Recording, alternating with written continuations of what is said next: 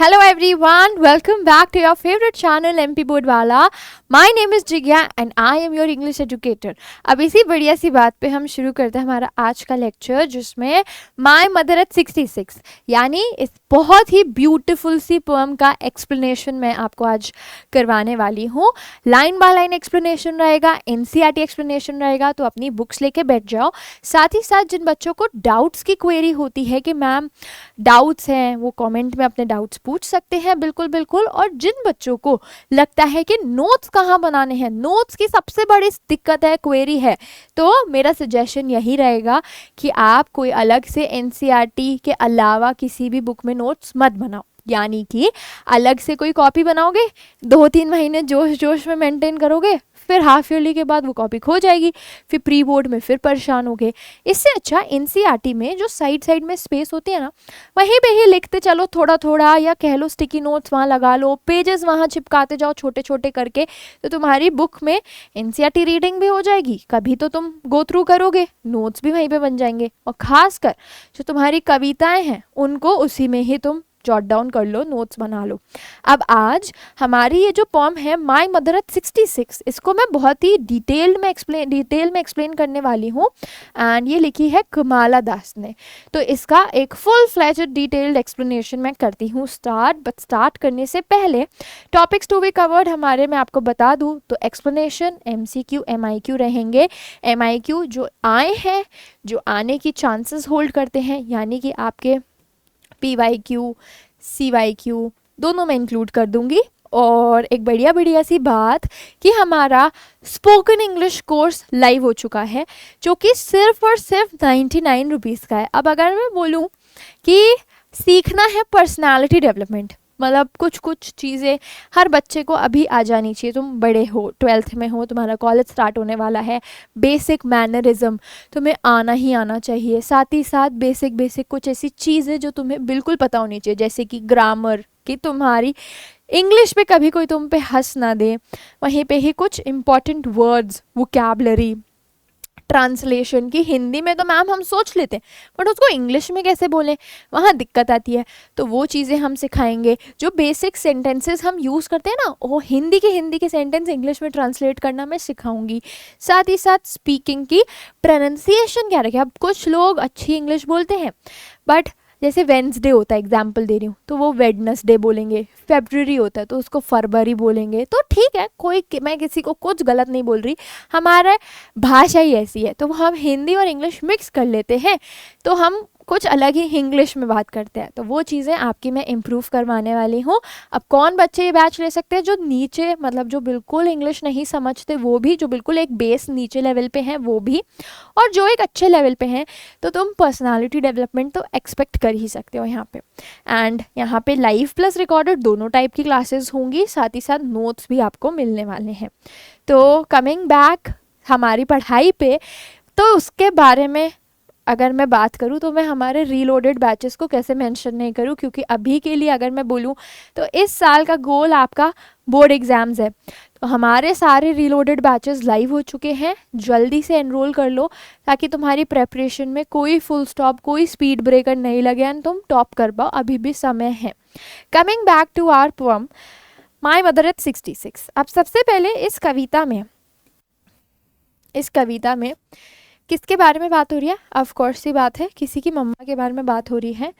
कितना गुआवा जैसा colour combination में लेके आई हूँ आज यहाँ पे, pink and green. My mother at 66. देखो समझ गए ना, 66 पूरा तो नहीं लिखूँ, न्यूमरल पूरा तो नहीं लिखूँ, नंबर नेम न्यूमरल तो लिखा हुआ है, नंबर नेम तो नहीं लिखूँ ना. देखो ये M है, ये M है, ये 66 है, यानी कि स का साउंड बन रहा है बार बार. तो इस चीज़ को मैं तुम्हें सिखा रही हूँ, बस कहीं एग्जाम में पूछा नहीं जाएगा, बट आई वांट कि तुम बढ़िया चीज़ें सीखते जाओ. इस चीज़ को हम क्या बोलते हैं? एलिट्रेशन बोलते हैं. एलिट्रेशन यानी कि जब एक ही साउंड एक सेंटेंस में कई बार आता है. जैसे किसी का नाम है, किसका नाम लूँ मैं, किसी का नाम लूँगी तो फिर वो पर्सनल हो जाता है थोड़ा सा. किसका नाम लूँ? मैं नाम लेती हूँ रिया और रोहिरा. ठीक है, रिया रोहिरा का मैंने कोई ऐसा इमेजिनरी नेम ले लिया, तो ये र और ये र. ठीक है, वहीं पे मैंने नाम ले लिया रिचा, ठीक है, रोहन. सरनेम है किसी का कुछ, तो ये र और र, तो यहाँ पे एक ही जब प्रोनाउंसिएशन कह लो या शुरुआती अक्षर जब सेम हो जाए, आवाज़ वो सेम टाइप की बना रहा है शुरू में, तो उसको हम एलिट्रेशन बोलते हैं। अब एम एम एस 66 के लिए एस एस, तो इसको एलिट्रेशन बोलेंगे। एंड इस कविता में बेसिकली कमाला दास, जो कि इस कविता की कवित्री हैं, लेखिका हैं, वो जा रही हैं अपनी मॉम के साथ, कहाँ पे, अपनी मॉम के साथ एयरपोर्ट की तरफ। ठीक है, अब बेसिकली यहाँ पे मैम अगर एलिट्रेशन करना ही था तो 66 का ही क्यों किया?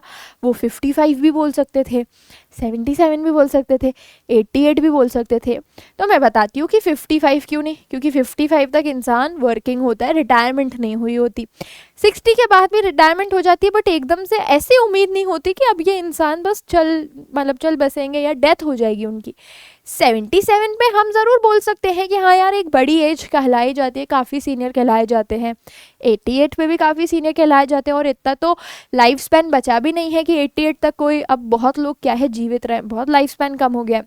तो 66 एक क्या है, क्या समझ लो कि एक टर्निंग एज है, जिसके बाद एक इंसान की हम डेथ एक्सपेक्ट कर सकते हैं कि हाँ यार अब थोड़ी सी अगर क्रिटिकल एज है, अब अगर डेथ हो गई, मैं बोल रही थी थोड़ी सी डेथ हो गई, तो डेथ तो पूरी होती है, पर अगर किसी की डेथ हो गई तो हम उसको ऐसा नहीं बोलेंगे कि वो यंग है, ऐसा हमें शॉक नहीं लगेगा कि अरे कम उम्र में डेथ हो गई। नहीं, ये एक ऐसी एज, इधर इस पोएम में वो बोलना चाह रही हैं कि एक ऐसी एज है, एक टर्निंग एज है, जिसके ऊपर एक इंसान थोड़ा सा उसकी तबीयत खराब की तरफ जाती है, थोड़ा सा वो इंसान कमज़ोर होना शुरू करता है, और साथ ही साथ अगर डेथ हो भी जाए तो झटका नहीं लगेगा कि अनएक्सपेक्टेड हो गया। उम्मीद इस उम्र के बाद थोड़ी थोड़ी क्या है, पता रहता है कि तबीयत खराब ना हो, भगवान सबको लंबी उम्र दे, ऐसा सब सोचते हैं। तो ये जो कविता है उसमें कमाला दास यही रियलाइजेशन में आती है। बेसिकली इस पूरी कविता की, इस पूरी पोएम की कीवर्ड क्या है? कीवर्ड है रियलाइजेशन। कीवर्ड क्या है? रियलाइजेशन। ये इस पूरी कविता का एक स्टार वर्ड है, रियलाइजेशन। पोएट ट्रैवल कर रही थी एयरपोर्ट की तरफ, मम्मा साइड में सो गई, थोड़े सा रास्ता ही होगा एयरपोर्ट, ज़्यादा से ज़्यादा 2 घंटे का रास्ता, बड़ी सिटी छोटी सिटी देख के एवरेज 2 घंटे का रास्ता। मम्मा एयरपोर्ट तक पहुंचते पहुंचते में सो गई। अब बच्चे को अगर वो छोड़ने जा रही है तो हर माँ के मन में रहता है ना कि बच्चे के साथ कुछ समय बिता लूँ, बात कर लूँ, पर इनकी मम्मा की बॉडी में उतनी ताकत, उतनी एनर्जी नहीं थी, एंड वो उस छोटे से रास्ते में भी सो गई। एंड इन्होंने, कमाला दास ने जब अपनी मॉम की तरफ देखा तो वो देखती हैं कि उनकी मॉम का चेहरा काफ़ी ज़्यादा मुरझाया हुआ, काफ़ी ज़्यादा बेजान लग रहा है, और सीधा सीधा इनकी मॉम के चेहरे को इन्होंने इस कविता में शव से, यानी एक डेड बॉडी जो होती है उससे कंपेयर कर दिया। तो बेसिकली इनकी मॉम डेथ के बहुत ही नियर एज पे थी, और उनकी हेल्थ भी बहुत ही क्या है, ख़राब लग रही थी। मतलब ऐसे कोई बीमारी नहीं थी उनको, बट हाँ शरीर में ताकत नहीं थी कि अब अगर कुछ हो जाए तो एकदम से झटका नहीं पड़ेगा कि अरे कम उम्र थी बहुत, ये बात बस। दूसरी बात, पोएट होपफुल हुई लास्ट में, जब उन्होंने अपनी मॉम को बाय बाय बोला, वो निराश होके नहीं गई, वो बिल्कुल सैड होके नहीं गई। अब क्यों नहीं गई?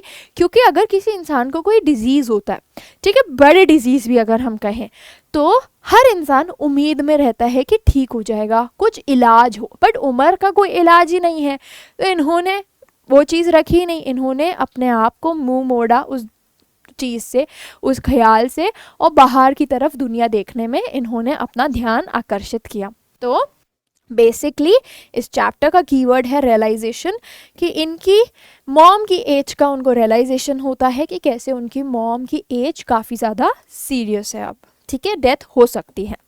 Driving from my parents home, parents के घर से वेकेशन वगैरह मनाने गई होंगी, पेरेंट्स के घर से कोचिन जा रही थी लास्ट फ्राइडे मॉर्निंग, सुबह सुबह की बात है, सुबह की फ्लाइट होगी।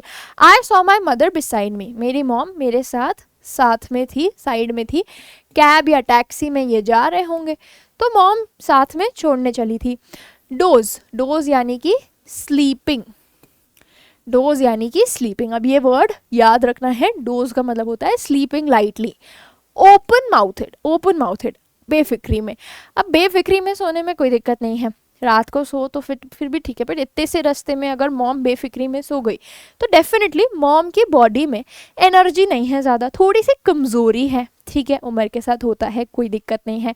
दूसरी चीज़, बेफिक्री में या तो एक बच्चा सोता है जिसके ऊपर कोई लोड नहीं है, कोई टेंशन नहीं, दुनियादारी से परे है वो बिल्कुल, या एक मतलब ओल्ड पर्सन जो थोड़ा सा अपने बहुत ज़्यादा ही क्या कह लो कि माइंड में नहीं होता, थोड़ा सा उनको ना चीज़ों से फ़र्क पड़ना कम हो जाता है, या अगर हम बोले तो थोड़ा सा ना वो स्लो थिंकिंग में फिर से आ जाते हैं, एक बेबी जैसे, है ना, रिवर्स होती है फिर से चीज़ें। तो इनकी मॉम खुला मुंह ऐसे ओपन माउथेड मतलब बेफिक्री में केयरलेसली सो रही थी, and her face ashen like that, ashen हो गया, ऐश मतलब क्या, ग्रेश, जैसे थोड़े चेहरे पे झुर्रियाँ थी, रिंकल्स थे। अब जैसे किसी आप नॉर्मल पर्सन का फेस देखो जो 40s में भी हो, भले 43 45 तक भी हो, तो उनके फेस में एक ग्लो होता है, बच्चों के फेस में तो होता ही होता है, 20-30 में तो होता ही होता है, फेस में ग्लो होता है, एक चमक होती है, ग्रेश नहीं होता, झुर्रियाँ नहीं होती। बट इनकी मॉम के चेहरे पे झुर्रियाँ थी और इनकी मॉम का चेहरा थोड़ा सा ना ग्रेश हो रहा था, ग्लो नहीं था बिल्कुल, लाइक दैट। अब लाइक यानी कि समानता, किससे समानता रख दी, सीधा सीधा एक कॉर्प्स से, हर फेस एशन, एशन यानी कि ग्रे हो रहा था इनका चेहरा, लाइक, लाइक यानी कि जैसे एक कॉर्प्स जैसे हो। अब मैम कॉर्प्स मतलब क्या होता है, तो कॉर्प्स मतलब होता है बेटा डेड बॉडी। तो सीधा सीधा इनकी मॉम का चेहरा सोते समय इतना बेजान लग रहा था, इतना लाइफलेस लग रहा था, अगर मैं कहूँ लाइफलेस यानी कि बेजान, लाइफ यानी जान, लेस यानी बेजान, तो इनके मॉम का चेहरा इतना बेजान लग रहा था जैसे एक डेड बॉडी का चेहरा होता है, मतलब फेस में कोई चमक, कोई एक्टिविटी, मतलब सर्कुलेशन रुक जाता है ना डेड बॉडी का, तो इनके मॉम के चेहरे में सर्कुलेशन ही क्या है, जैसे तो रुक गया था। एंड रियलाइज्ड विद पेन, और ये चीज़ पोएट ने रियलाइज करी यानी कि फील करी, आभास करी, क्या चीज़ फील करी, that she was as old as she looked, कितनी ओल्ड लग रही थी, सीधा सीधा डेड बॉडी से कंपेयर किया ना, तो वो एक डेड बॉडी के जितनी ओल्ड भी थी, यानी कि अब कभी भी उनकी डेथ हो सकती है, अगर हुई तो हम एज का एक्सक्यूज दे सकते हैं, सीधा झटका नहीं पड़ेगा कि अरे बहुत कम एज थी, नहीं, ये बात है। But soon put that thought away, अब पोएट ने खुद को क्या करा, पोएट ने खुद को डिस्ट्रैक्ट करा। अब क्यों मैम, पोएट बहुत ज़्यादा सैड होकर रो सकती थी बहुत, बट बेटा मैंने अभी वही चीज़ समझाई ना कि बीमारी का इलाज है, अगर बीमारी होती, बीमारी समझ आती तो पोएट कुछ कोशिश करती ठीक करने की, अच्छे से अच्छे डॉक्टर को दिखाती, कौन बच्चा अपने माँ बाप को खोना चाहेगा, बट उम्र का तो कोई इलाज ही नहीं है, वो किसी डॉक्टर को नहीं बोल सकती कि मेरी माँ को फिर से छोटा कर दो, उम्र में फिर से पीछे ले आओ, पॉसिबल ही नहीं है। तो इसीलिए उनको जब ये चीज़ पता थी कि वो चीज़ तो हो ही नहीं सकती कि मेरी मॉम की एज में रिवर्स कर दूँ, तो उन्होंने वो थॉट खुद का डिस्ट्रैक्ट किया एंड लुकड आउट मतलब बाहर की तरफ देखा, यंग ट्रीज की तरफ, ठीक है, बाहर देखा, यानी वो कैब में थी तो विंडो से बाहर की तरफ देखा, यंग ट्रीज पे, यंग ट्रीज यानी कि पेड़ों पे। अब देखो यहाँ पे आती है काम की बात, बिल्कुल फोकस लगा के सुनना। सबसे पहले मॉम को क्या बोला गया, ओल्ड, ठीक है, और ऑपोजिट वर्ड क्या होता है ओल्ड का, यंग, यानी कैब के अंदर माहौल थोड़ा सा सैड हो गया, माहौल तो नॉर्मल पोएट का ही मूड थोड़ा सा सैड हो गया, अगर हम कहें तो मॉम तो सो रही थी, ड्राइवर को क्या मतलब, उसकी तो फैमिली नहीं है ये, तो मॉम को ऐसे सोता हुआ देख के पोएट का मूड सैड हो गया, पहली चीज़ ये। दूसरी चीज़, मॉम ओल्ड थी तो ओल्ड का ऑपोजिट वर्ड क्या होता है, यंग, तो यहाँ पे कॉन्ट्रास्ट दिखाया गया है, कॉन्ट्रास्ट यानी कि ऑपोजिट वर्ड दिखाया गया है। तो मॉम ओल्ड थी तो यंग ट्रीज, अब ट्रीज यंग कैसे होंगी मैम, तो बस इसको ऑपोजिट दिखाने के लिए कि कैब के अंदर माहौल सैड है पर बाहर दुनिया में अभी भी क्या है, स्फूर्ति है, और कह लो कि बचपना है। मॉम ओल्ड थी तो बाहर यंगनेस है, बचपना है अभी भी। स्प्रिंटिंग वर्ड का मतलब तुम अलग से कहीं पे लिख लो, स्प्रिंटिंग वर्ड का मतलब होता है रनिंग, स्प्रिंटिंग वर्ड का मतलब होता है रनिंग, ठीक है, स्प्रिंटिंग वर्ड का मतलब होता है रनिंग, तो यंग ट्रीज रनिंग ठीक है। The merry children spilling, merry यानी कि हैप्पी। सबसे पहला कंपैरिजन हुआ मॉम से ओल्ड और यंग का ट्री से। दूसरा कंपैरिजन हुआ पोएट के मूड से, दूसरा कंपैरिजन हुआ पोएट के मूड से। मॉम को उन्होंने देखा सोते हुए, तो पोएट का मूड कैसा हो गया, पेनफुल हो गया। मैं ऐसा बोल सकती हूँ कि पोएट का मूड सैड हो गया।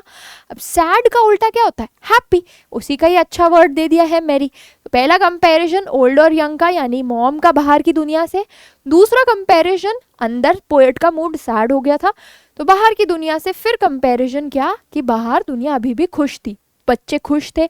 अब चिल्ड्रन ही क्यों, ओल्ड और यंग का फिर कॉन्ट्रास्ट दिखाने के लिए कि मॉम ओल्ड है पर बच्चे थे अभी तो जवान थे, ठीक है।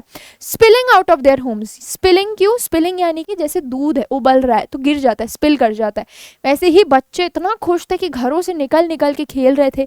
यानी दुनिया बाहर की अभी भी हैप्पी थी, बाहर की दुनिया में अभी भी जान थी, बाहर की दुनिया में अभी भी एनर्जी थी, बाहर की दुनिया में अभी भी एनर्जी थी, ठीक है। But after the airport security check, अब हम एयरपोर्ट पहुंच गए, मैंने मॉम की तरफ फिर से देखा तो standing a few yards, yards यानी कि कुछ मील, जैसे मीटर होता है ना डिस्टेंस काउंट करने के लिए, वैसे यार्ड होता है। I looked again at her, मैंने मॉम की तरफ फिर से देखा, फिर से मॉम की तरफ देखा। Wan pale as late winter's moon, तो वेन मतलब डल, अब लेट विंटर्स मून यानी कि आधी रात का विंटर का मून कैसे होता है, बेजान सा, फॉग होता है ना, ग्लो नहीं होता, धुंधला धुंधला सा धुंधला धुंधला सा मून होता है। तो मॉम का चेहरा भी बेजान सा था, चमक नहीं थी चेहरे में, धुंधला धुंधला सा चेहरा दिख रहा था। और फेल्ट दैट ओल्ड फेमिलियर एक अगेन, एक यानी कि पेन, फेमिलियर यानी कि एक महसूस किया हुआ दर्द मैंने फिर से महसूस किया। माई चाइल्डहुड्स फियर, और ये जो दर्द था ये हर बच्चे को बचपने में होता है अपनी मॉम से अलग होने का। जब हम स्कूल जाते हैं तो हम रोते हैं कि नहीं मम्मा के पास रहना, मम्मा के पास रहना, फिर ये दर्द हर बच्चे के मन में होता है। But all I said was, but मैंने सिर्फ और सिर्फ क्या बोला, सी यू सून अम्मा, क्योंकि कुछ करा नहीं जा सकता ना, अब उनको बोल के तो बुरा फील नहीं कराएंगे कि कुछ आपको हो जाएगा। तो सिर्फ पोएट ने क्या किया, पोएट ने बोला सी यू सून अम्मा, यानी कि बहुत अच्छी उम्मीद से उन्होंने बोला कि मैं फिर से आपसे बिल्कुल मिलने वाली हूँ mummy. And all I did was smile smile and smile, यानी पोएट सैड थी बट वो अपनी सैडनेस को हाइड कर रही थी, किसके नीचे, स्माइल के नीचे। इसीलिए इस वर्ड पे इतनी बार बोला गया स्माइल स्माइल एंड स्माइल। एक बार भी बोलते तो भी हम समझ जाते, पर बार बार इसलिए बोला गया है कि पोएट अपने इमोशंस को क्या कर रही थी, हाइड कर रही थी, छुपा रही थी। जैसे कि मेरी मम्मा को नहीं देखिए, अब जैसे अब मेरे को कोई चीज़ छुपानी होगी तो मैं उस चीज़ पे थोड़ा सा ध्यान दूंगी, इग्नोर नहीं कर दूंगी ना। तो ये और जानबूझ के हंस रही थी मम्मा के सामने, नॉर्मल बिहेव कर रही थी, भले मानी हमन बहुत बुरा लग रहा था बट और दिखा के नॉर्मल बिहेव कर रही थी, जैसे मम्मा को इनकी कुछ बुरा ना लगे या इनकी मम्मा को ऐसा फील नहीं हो कि बच्चा मेरी वजह से परेशान होके जा रहा है। ठीक है, आ गई, चलो क्वेश्चंस पे आते हैं। What was the mother doing? Answer कर दो बेटा। Reading a book, sleeping lightly, dozing, talking, looking outside। तो आप आंसर करो। The mother's face looked ashen like that of her। किसके जैसा ashen, ashen यानी कि ग्रे, किसके जैसा ग्रे लग रहा था, एक डॉल के जैसा। डॉल का चेहरा ग्रे होता है कि नहीं तुम्हें पता। चाइल्ड जैसा, कॉर्प्स जैसा, स्टैचू जैसा। स्टैचू यानी कि पुतला, मूर्ति। क्या है आंसर, इसको भी करो। चलो अब क्वेश्चन इस चैप्टर के बहुत इंपॉर्टेंट है, बहुत अच्छे से इसको समझना। What is the kind of pain and ache that the poets feel. Ache का मतलब ही होता है पेन, जैसे हेड एक यानी हेड में pain. The poet sees her mother sitting beside her and she is dozing, dozing यानी कि सो रही हैं। Her mouth is open, her face is pale, pale यानी कि डल, इनका चेहरा डल है। Like a dead body, dead body के जैसा इनका चेहरा डल है। शी इज एजिंग, इनकी मॉम एज कर रही हैं। उनकी हेल्थ, उनकी हेल्थ क्या है, हेल्थ क्या है अब खराब हो गई है, उनकी हेल्थ बैड हो गई है कह लो, या उनकी बॉडी में एनर्जी नहीं है ज़्यादा। This is the pain and the ache that the poets feel, और यही वो दर्द है, यही वो दुख है जो पोएट्स फील करती हैं। अब पोएट्स कौन, पोएट मेल, पोएट्स फीमेल, तो इसमें उलझना मत। क्वेश्चन देख के घबरा मत जाना कि पोएट्स क्या होता है, क्यों लिखा है। Why are young trees described as sprinting, sprinting का मीनिंग क्या बताया, या रनिंग, यंग ट्रीज स्प्रिंटिंग क्यों डिस्क्राइब्ड है? Young trees are described as sprinting because they are full of strength. वो फुल ऑफ क्या है? फुल ऑफ स्ट्रेंथ है, ठीक है, फुल ऑफ स्ट्रेंथ है। And they seem to be running because the poetess is driving. अब poetess की car आगे जा रही है और पेड़ पीछे छूटते जा रहे हैं, तो इसीलिए ऐसा लग रहा है कि वो क्या है? रनिंग है। और रनिंग भी, रन भी वो कोई चीज़ कर पाएगी जिसके पास ताकत होगी ना। मॉम अभी बिल्कुल डेड हालत में थी, बिल्कुल सो रही थी बेफिक्री में, पॉज एकदम, तो वही वर्ड बोला गया, मैं मन से तो नहीं बता रही कुछ। तो ट्रीज रन कर रही हैं, यानी ट्रीज के पास अभी भी ऊर्जा है, ताकत है, दुनिया बाहर अभी भी चल रही है, बट इनकी लाइफ क्या है, कह लो कि रुक गई है। ठीक है, चलो आगे देखते हैं। Why has the mother been compare to the late winter's moon? Mom को कंपेरिजन लेट विंटर मून से क्यों किया गया? She was compare to the late winter's moon because the late winter's moon is calm and vague with a dim lustre. Dim lustre यानी कि उस moon में ज़्यादा शाइन नहीं होती। It loses its power and brightness. तो वो पूरा मून बहुत क्लियर नहीं दिखता, धुंध में होता है, फॉग में होता है, और आधा अधूरा दिखता है और चमकता हुआ भी नहीं दिखता तभी। ठीक है, चलो और question. Last question. Where is the poetess going and who is with her? कौन जा रहा है, कौन है साथ में, वो कहाँ जा रही है? तो poetess is going to Cochin airport from her parents' home. Her mother is with her. She is sitting beside her and dozing with her mouth open. Her face looks like a dead body's face. तो I think I don't need to explain this question now. बहुत अच्छे से पूरी कविता समझा दी। तो ये question भी आ गया होगा कि पोएट की मॉम साथ में है, एयरपोर्ट जा रहे हैं, मॉम सो रही हैं और उनका चेहरा एक कॉर्प्स यानी कि एक डेड बॉडी के चेहरे के समान लग रहा है। So this was all for our lecture today. I hope you had an amazing time. बहुत ही अच्छे से पूरी स्टोरी, पूरी कविता क्लियर हो गई होगी। नेक्स्ट कौन से चैप्टर को आप समझना चाहते हो, कौन सी बुक का चाहते हो मैं चैप्टर पहले समझाऊँ? हमारे पास 3 पार्ट्स हैं, ठीक है, flamingo prose, vistas poem and poetry. जल्दी से बताओ ताकि मैं नेक्स्ट वीडियो उस पर बना पाऊँ। Till then stay tuned, happy learning, have a good day ahead, take care and bye bye.